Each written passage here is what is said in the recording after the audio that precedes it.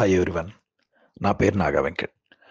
Writing revolutions అనే ఒక సంస్థను స్థాపించి ఆన్లైన్ ద్వారా ప్రొఫెషనల్ రైటర్స్ని తయారు చేస్తూ 2 సీజన్స్ కంప్లీట్ చేశాను నేను.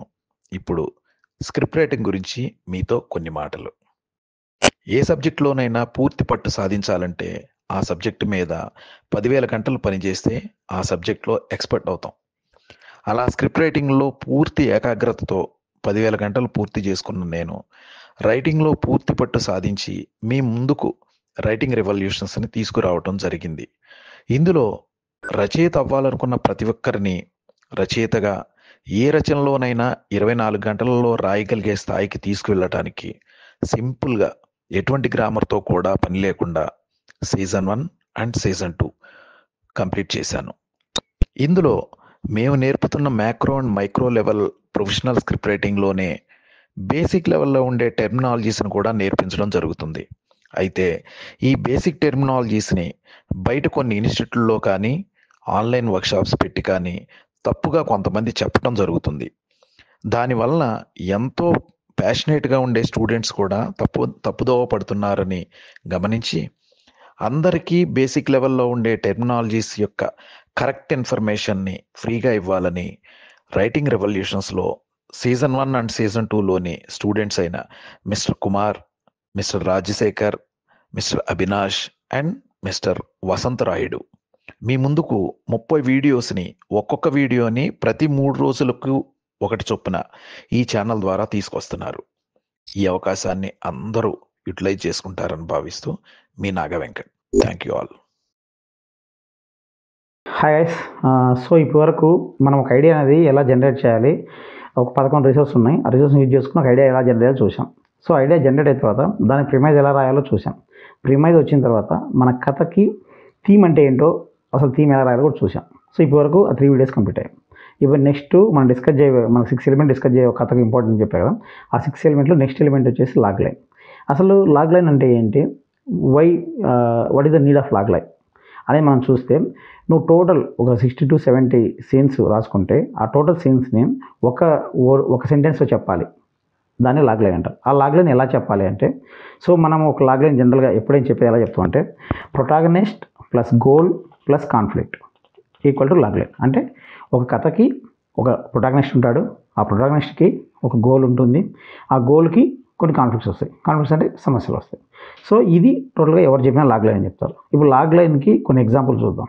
సో ఆ ఎగ్జాంపుల్స్ ఏంటంటే, శివ మూవీ లాగ్ లైన్ తీసుకోండి. శివ మూవీ లాగ్ లైన్ తీసుకుంటే, కాలేజీలోని రౌడీ విద్యార్థులను ఎదిరించి ఆ రౌడీ వ్యవస్థను నాశనం చేయాలి అనుకున్న శివ అనే విద్యార్థి కథ. జనరల్గా ఏంటంటే, ఆ టోటల్ రౌడీ స్టూడెంట్స్ ఉంటారు కాలేజీలో, ఆ స్టూడెంట్స్ని ఎదిరించేసి ఆ టోటల్ రౌడీ వ్యవస్థ అనేది ఎలా నాశనం చేయాలి అనేది శివ యొక్క టోటల్ కథ. సో అదేవిధంగా జెర్సీ లాగ్ లైన్ తీసుకుంటే, ఒక ఫెయిల్యూర్ క్రికెటర్ తన 36వ సంవత్సరంలో తిరిగి క్రికెట్ కెరీర్ ప్రారంభించడం. సో ఆ టైంలో తనకు ఎదురయ్యే ఇష్యూస్, అంటే ఆ టైంలో తనకి ఏమేమి ఫేస్ చేశాడు ఆ ఏజ్లో అనేది టోటల్. సో ఇక్కడ protagonist cricketer, failure cricketer. So వాడి యొక్క గోల్ వచ్చేసి ఏంటి, 36వ సంవత్సరంలో తన జర్నీ స్టార్ట్ చేయడం. ఆ జర్నీ స్టార్ట్ చేసినప్పుడు తన కాన్ఫ్లిక్ట్స్ ఏంటి, ఆ టైంలో ఏం ఇష్యూస్ ఫేస్ చేశాడు. సో ఇది కాన్ఫ్లిక్ట్స్, ఇది దాని యొక్క లాగ్ లైన్. అదే దంగల్ మూవీ తీసుకుంటే, ఒక ఫెయిల్యూర్ రెజలరు తన కూతురు ద్వారా ఇండియాకి గోల్డ్ మెడల్ ఇవ్వడం. ఒక ఫెయిల్యూర్ రెజలర్ అనేవాడు ప్రొటాగనిస్టు, తన గోల్ ఏంటి, తన కూతురు ద్వారా ఇండియాకి గోల్డ్ మెడల్ సాధించాలి అనేది వాని గోల్. సో ఆ టైంలో వానికి ఎదురే కాన్ఫ్లిక్ట్స్, ఇది వచ్చేసి దంగల్ లాగ్ లైన్. సో ఇట్లా ఏ మూవీ తీసుకున్నా ఆ మూవీ యొక్క ప్రొటాగనిస్ట్ ఏంటి, ఆ ప్రొటాగనిస్ట్ యొక్క గోల్ ఏంటి, ఆ గోల్కి ఎదురయ్యే కాన్ఫ్లిక్ట్స్ ఏంటి, ఇవి చూసాం. ఇప్పుడు మీకు ఏదైతే కనిపిస్తుందో ఇదంతా వచ్చేసి ఎక్స్టర్నల్ జర్నీ. ఎక్స్టర్నల్ జర్నీ అంటే ఏంటి, ఒక ప్రొటాగనిస్ట్ ఉంటాడు, ఆ ప్రొటాగనిస్ట్ ఒక గోల్ ఉంటుంది, ఆ గోల్కు కాన్ఫ్లిక్ట్ ఉంటుంది. రైట్, మనం ఇప్పుడు చూసిన శివ సినిమా అవ్వచ్చు, జెర్సీ సినిమా అవ్వచ్చు, లేదా దంగల్ సినిమా అవ్వచ్చు, ఈ 3 ఉంటాయి. కానీ కూర్చున్న ఆడియను ఎందుకు మనతో కనెక్ట్ అవ్వాలి. సో ఇప్పుడు నువ్వు రౌడీజం నాశనం చేసుకో, సో నాకేంట్రా భయ్, నాకేంటి అంటాడు. సో దాన్ని మనం ఎలా లింక్ చేయాలి అంటే, ఈ లింక్ చేసే దానికోసం మనం ఏం చేస్తే లింక్ అవుతుంది. దీనికి ఏంటంటే, ఇప్పుడు శివ అనే ఒక విద్యార్థి ఉంటాడు, ఆ శివ అనే విద్యార్థి కాలేజ్ జాయిన్ అవుతాడు. కాలేజ్ జాయిన్ అయినప్పుడు రౌడీ వాళ్ళను స్టూడెంట్స్ని గొడవ పడడం జరుగుతుంది. సో ఇది ఎందుకు అనేది నువ్వు క్రియేట్ చేయగలగాలి. అంటే ఒక రైటర్ అనేవాడు ఒక ఎమోషనల్ నీడ్ యాడ్ చేయాలి. ఎమోషనల్ నీడ్ ఎలా యాడ్ చేయాలి, ఇప్పుడు శివ అనే సినిమాలో శివ యొక్క గర్ల్ ఫ్రెండ్ని అబ్యూజ్ చేస్తారు. సో అబ్యూజ్ చేయడం అంటే ఆ అమ్మాయిని ర్యాగ్ లాగా చేస్తారు. ఆ టైంలో రౌడీ అప్పుడు మనకి ఏమనిపిస్తుంది, కూర్చొని ఆడియన్కి ఏమనిపిస్తుంది, అరే ఈడెవర్రా ఒక అమ్మాయిని ఇలా చేస్తున్నాడు అనే ఒక ఆడియన్లో ఒక ఇంటెన్స్ క్రియేట్ చేసి శివ అనేవాడు ఆ టైంలో కొడితే అప్పుడు మన శివ అనే క్యారెక్టర్కి కనెక్ట్ అయ్యి ప్రొటాగనిస్ట్ కనెక్ట్ అయ్యి వాటితో జర్నీ స్టార్ట్ చేస్తాం. ఇలా ఒక ఎమోషనల్ థింగ్స్ని మనం యాడ్ చేస్తాం. సో ఇలా మనం ప్రొటాగనిస్టు, గోలు, కాన్ఫ్లిక్టు, దాంతోపాటు ఒక ఎమోషన్ యాడ్ చేయాలి. ప్రీవియస్గా ఎవరు చెప్పినా కూడా ప్రొటాగనిస్టు, గోలు, కాన్ఫ్లిక్ట్కి చెప్తాం. కానీ ఎప్పుడైతే నువ్వు ఎమోషన్ అనేది నీడ్ ఆఫ్ ఎమోషన్ యాడ్ చేస్తావో అప్పుడు నీకు డెప్త్ పెరుగుద్ది. డెప్త్ పెరిగి మన కథ యొక్క జర్నీ వెరీ ఇంట్రెస్ట్గా వెళ్ళి ఆడియన్ అనేవాడు ఆ ప్రొటాగనిస్ట్తో కనెక్ట్ అవుతాడు. ఎందుకు కనెక్ట్ అవ్వాలి? మామూలు జనరల్గా చూస్తే ఇప్పుడు శివ అనేవాడు రౌడీజన్ నాశనం చేస్తాడు, వీడెందుకు కనెక్ట్ అవ్వాలి స్టోరీకి? జనరల్గా మనం ఆలోచిస్తే ఎందుకు కనెక్ట్ అంటే ఒక అమ్మాయిని అబ్యూజ్ చేస్తున్నప్పుడు ఎవరైనా జనరల్ నేనున్నా, నువ్వున్నా, ఇంకొకడున్నా ఈ అమ్మాయిని ఇలా చేస్తున్నారేంటి అనే ఫీలింగ్ వాళ్ళ జనరేట్ అయింది. అప్పుడు అక్కడ ఏమైంది? ఎమోషన్ వచ్చింది. ఇక్కడ నీడ్ ఆఫ్ ఎమోషన్ వచ్చింది. ఎమోషన్ నీడ్ రావడం వల్ల అప్పుడు ఎప్పుడైతే శివ అనే వాళ్ళని కొడతారో అప్పుడు క్యారెక్టర్ యొక్క ఎలివేషన్ వచ్చేసి క్యారెక్టర్తో మనం జర్నీ చేస్తాం. సేమ్ అదేవిధంగా జెర్సీ మూవీ తీసుకుంటే జెర్సీ మూవీలో ఆల్రెడీ ఫెయిల్యూర్ క్రికెటర్ అని చెప్పేశాం. సో తను ఒక ఫ్యామిలీ మ్యాన్ అని చెప్పాం. సో ఫ్యామిలీ మ్యాన్ అని చెప్పడం వల్ల ఏమైంది, ఆల్రెడీ 36 సంవత్సరాలు వచ్చాయంటే వాడు పెళ్ళి అయి ఉంటుంది, పెళ్ళయి ఒక బాబు పుట్టాడు. సో ఈ టైంలో ఎందుకు వాడు క్రికెట్ స్టార్ట్ చేస్తాడు, ఈ ఎందుకు అనేది ఒక రైటర్ ఎంత ఇంట్రెస్టింగ్గా రాసి ఎమోషన్ యాడ్ చేస్తే మన లాగ్ లైన్లో అది వెరీ ఇంట్రెస్టింగ్ ఉంటుంది. ఇప్పుడు తన ఆల్రెడీ ఫెయిల్యూర్ క్రికెటర్, సమాజం దృష్టిలో ఫెయిల్యూరు, వాళ్ళ వైఫ్ దృష్టిలో ఫెయిల్యూరు, ఆడ ఏంటి వాళ్ళ కొడుకు దృష్టిలో ఫెయిల్యూర్ అవ్వకూడదు అని మళ్ళీ క్రికెట్ని స్టార్ట్ చేస్తాడు. అలా స్టార్ట్ చేసినప్పుడు మనం ఆ స్టోరీకి ఎలా అంటే ఫుల్ కనెక్ట్ అయిపోతాం. అరే వీడు 36 ఏళ్ళలో చేస్తున్నాడు, పాప ఇన్ని కాన్ఫ్లిక్ట్స్ వస్తున్నాయి, హౌ అనేది ఒక క్వశ్చన్ జనరేట్ అయింది. దాంతోపాటు వాడిపైన ఒక ఎంపతి క్రియేట్ అయింది. మనం జర్నీని స్టార్ట్ చేస్తాం. ఇలా నువ్వు రాసుకున్న ప్రీవియస్ రాసుకున్నట్టు ఓన్లీ ప్రొటాగనిస్టు, గోలు, కాన్ఫ్లిక్ట్ రాసుకుంటే ఇవి రాదు. ఎప్పుడైతే దానికి ఎమోషన్ అనేది ఒకటి యాడ్ అవుతుందో ఆ ఎమోషన్ యాడ్ అయినప్పుడు ఆ ఉండే డెప్త్ వేరు ఉంటుందండి. అట్లా నువ్వు రాసుకున్న స్టోరీకి వాట్ ఈస్ ద ఎమోషన్, ఆ లాగ్ లైన్లో నువ్వు ఎమోషన్ యాడ్ చేసి చెప్పాలి ఎప్పుడైనా.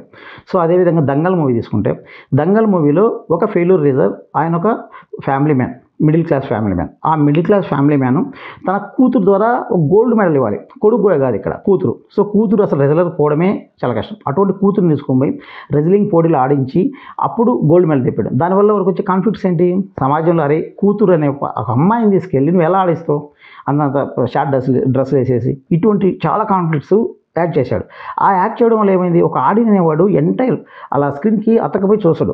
చూసేసి ఆ జర్నీకి కనెక్ట్ అయిపోతాం మనం కూర్చున్నప్పుడు. అంటే ఒక ఆడియన్ యొక్క ఎమోషన్ని మన కథ యొక్క ఎమోషన్తో మెల్ట్ చేయాలి. ఆ మెల్ట్ చేసేదాన్ని ఎమోషన్ నీడ్ అంటారు. అంటే నువ్వు రాసే ప్రతి ఒక్క నెక్స్ట్ సీన్స్ కూడా అది యాడ్ అయిపోతుంది. అంటే మన ఒక ప్రొటాగనిస్ట్ పైన ఇది క్రియేట్ అయిపోద్ది. ఓకే వీడు ఎందుకు ఇంత కష్టపడుతున్నాడు ఇది. అంటే నువ్వు ఎప్పుడు లాగలని రాసినా, ఒకవేళ నువ్వు ప్రొడ్యూసర్ చెప్పాలన్నా, నీ కథ ఎంటైర్ నువ్వు చేసుకోవాలన్నా ఈ ఎమోషన్ అనేది చాలా ఇంపార్టెంట్. ఎమోషనల్ నీడ్ అనేది చాలా ఇంపార్టెంట్. ఇప్పుడు నువ్వు రాసుకున్నాక ప్రొటాగనిస్ట్ అనే ఏ కథ అయినా ప్రొటాగనిస్ట్ ఉంటాడు. కొందరు గోల్ అనేది స్టార్టింగ్లోనే వేస్తారు, లేదా జర్నీలో గోల్ పెడుతుంది. ఆ గోల్ పడిన తర్వాత అసలు దానికి వచ్చే కాన్ఫ్లిక్ట్స్ ఏంటి, వీటితో పాటు అసలు ఆ గోల్ ఎలా ఏర్పడాలంటే ఎమోషనల్ నీడ్తో ఏర్పడాలి. ఎప్పుడైతే నీడ్ ఆఫ్ ఎమోషన్ అనేది యాడ్ అవుతుందో ఆ లాగ్ లైన్లో వెరీ డెప్త్ ఉంటుంది అనమాట. మీరు ఎప్పుడైనా ఒక ప్రొడ్యూసర్కి లాగ్ లైన్ చెప్పేటప్పుడు ఎమోషన్ అనేది కంపల్సరీ ఉండేలా చూడండి. మీ ఎంటైర్ స్టోరీని ఒక సెంటెన్స్లో చెప్పి ఈ 3 యాడ్ చేసి చెప్పేటప్పుడు ఎమోషన్ అనేది మస్ట్. సో ఈ ఎమోషన్ లేకుండా చెప్పొద్దు.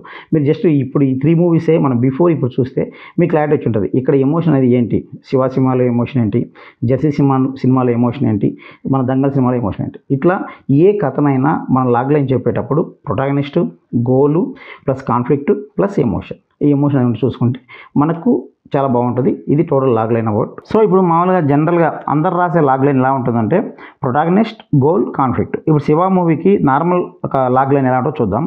కాలేజీలో రౌడీ విద్యార్థులను ఎదిరించి ఆ రౌడీజం వ్యవస్థను నాశనం చేయాలి అనుకున్న శివ అనే ఒక వ్యక్తి కథ. సో ఇక్కడ ఏంటి, ఒక వ్యక్తి కథ చెప్పాము, వాడు రౌడీజాన్ని నాశనం చేయాలనుకున్నాం. శివ అనేది ఒక ప్రొటాగనిస్ట్, వన్ గోల్ ఏంటి, రౌడీ స్టూడెంట్స్ని రౌడీజాన్ని మొత్తం నాశనం చేయాలి అనేది దాని కథ. సో దానికి ఎదురే కాన్ఫ్లిక్ట్స్ రాశాం. సో అదేవిధంగా ఇప్పుడు ఏంటి, ఓన్లీ ప్రొటాగనిస్టు, గోలు, కాన్ఫ్లిక్ట్ వచ్చింది. దీనికి మనం ఎమోషన్ యాడ్ చేస్తే ఎలా ఉంటుంది అంటే protagonist plus emotion plus goal plus conflict. అంటే మన గోల్ ఏర్పడడానికి ఒక ఎమోషన్ ఉంటుంది. ఆ ఎమోషన్ ఏంటి అనేది మనం యాడ్ చేస్తే ఎలా ఉంటుందో శివ సినిమాని ఈ ఎమోషన్ యాడ్ చేశాక ఎలా ఉంటుందో చూద్దాం. ఈ ఎమోషన్ యాడ్ చేశాక ఎలా ఉంటుందంటే శివ మూవీ కాలేజీలో కొంతమంది రౌడీ విద్యార్థులు తన గర్ల్ ఫ్రెండ్ని అబ్యూజ్ చేస్తుంటే, సపోజ్ ఆ గర్ల్ ఫ్రెండ్ని అబ్యూజ్ చేస్తున్నప్పుడు వాళ్ళని ఎదిరించి రౌడీ వ్యవస్థను కూకటి వేళ్లతో పీకేయాలనే శివ అనే విద్యార్థి యొక్క కథ. సో ఇప్పుడు దీంట్లో చూస్తే గర్ల్ ఫ్రెండ్ని అబ్యూజ్ చేయడం అనేది మనకి ఎమోషన్. సో ఆ ఎమోషన్ని మనం యాడ్ చేసాం. అంటే ప్రీవియస్ దానికి ఏం లేదు, శివాని ఒక విద్యార్థి రౌడీజాన్ని ఎదిరించి రౌడీజాన్ని నాశనం చేయాలనేది. ఇక్కడ వాళ్ళ గర్ల్ ఫ్రెండ్ని ఎదిరించినప్పుడు, వాళ్ళ గర్ల్ ఫ్రెండ్ అబ్యూజ్ చేసినప్పుడు, వాళ్ళని ఎదిరించినప్పుడు కలిగే ఎమోషన్, ఈ ఎమోషన్ యాడ్ చేయడం వల్ల మనకు లాగ్ లైన్లో ఎక్కువ డెప్త్ పెరుగుతుంది. సేమ్ అదేవిధంగా జెస్సీకి చూద్దాం. జెస్సీ మామూలు ప్రీవియస్గా ఉన్నది ఏంటి, ప్రొటాగనిస్ట్ గోల్ కాన్ఫ్లిక్ట్ ఉన్నప్పుడు ఒక ఫెయిల్యూర్ క్రికెటర్ తన 36 ఇయర్స్లో తిరిగి క్రికెట్ కెరియర్ని ప్రారంభించిన వ్యక్తి కథ. అంటే ఒక ఫెయిల్యూర్ అయిన క్రికెటర్ 36 సంవత్సరాల్లో తన క్రికెట్ని స్టార్ట్ చేశాడు. మళ్ళీ వాని యొక్క కథ చెప్తున్నామని చెప్పాం. ఇక్కడ సేమ్ అదే దానికి ఎమోషన్ యాడ్ చేస్తే ఎలా ఉంటుందో చూద్దాం. సో దీంట్లో ఎమోషన్ యాడ్ చేసినప్పుడు ఒక ఫెయిల్యూర్ క్రికెటర్ మిగిలిపోయిన ఒక ఫ్యామిలీ మ్యాన్ తన కొడుకు దృష్టిలో ఫెయిల్యూర్గా మిగిలిపోవడం ఇష్టం లేక తన 36వ సంవత్సరం ఏజ్లో తిరిగి క్రికెట్ కెరియర్ని ప్రారంభించిన ఒక ఫ్యామిలీ మ్యాన్ కథ. అంటే ఇక్కడ ఏంటి, ఆల్రెడీ తన ఫెయిల్యూర్ క్రికెటర్ అది చెప్పేశాం. ఫెయిల్యూర్ క్రికెటర్ అయిన తర్వాత తన 36 ఇయర్స్లో మళ్ళీ ఎందుకు స్టార్ట్ చేయాలన్నాడు, ఇక్కడ ఎమోషన్ యాడ్ చేశాం. మనం ఏం ఎమోషన్ యాడ్ చేసాం, తన కొడుకు దృష్టిలో ఫెయిల్యూర్గా మిగిలిపోకూడదు. ఆల్రెడీ ఫెయిల్యూర్ క్రికెటర్ అని చెప్పాం, వాడు ఒక ఫ్యామిలీ మ్యాన్ అని చెప్పాం. సో దీంట్లో వాడు ఎందుకు స్టార్ట్ చేయాలి ఆ ఒక ఎమోషన్ యాడ్ చేశాం. ఏంటి, తన కొడుకు దృష్టిలో తన ఫెయిల్యూర్ అవ్వకూడదు. సో ఇక్కడ ఎమోషన్ యాడ్ అయింది. ప్రీవియస్ దానికి ఇక్కడ చూస్తే అక్కడ ఎమోషన్ అనేది జస్ట్ ఒక వ్యక్తి కథ అని చెప్పాం, ఇక్కడ ఫ్యామిలీ మ్యాన్ కథ చెప్పాం. వాడు ఎవరి కోసం ఆడాలనుకుంటుండు 36 సంవత్సరాల ఏజ్లో అనేది ఇక్కడ క్లియర్గా చెప్పాం. నెక్స్ట్ దంగల్ మూవీ చూసుకుంటే, దంగల్ మూవీలో ఒక ఫెయిల్యూర్ రెజ్లర్ తన కూతుర్ని రెజ్లర్ చేసి తన కూతురు ద్వారా ఇండియాకి గోల్డ్ మెడల్ సాధించాలన్న వ్యక్తి కథ. అంటే ఇప్పుడు ఒక ప్రొటాగనిస్టు వాని గోల్ ఏంటంటే వాళ్ళ కూతురు ద్వారా ఇండియాకి గోల్డ్ మెడల్ ఇవ్వాలి, అది వాని యొక్క లాగ్ లైన్. సో ఇక్కడ సేమ్ మనం దీనికి ఎమోషన్ యాడ్ చేస్తే ఎలా ఉంటుందో చూద్దాం.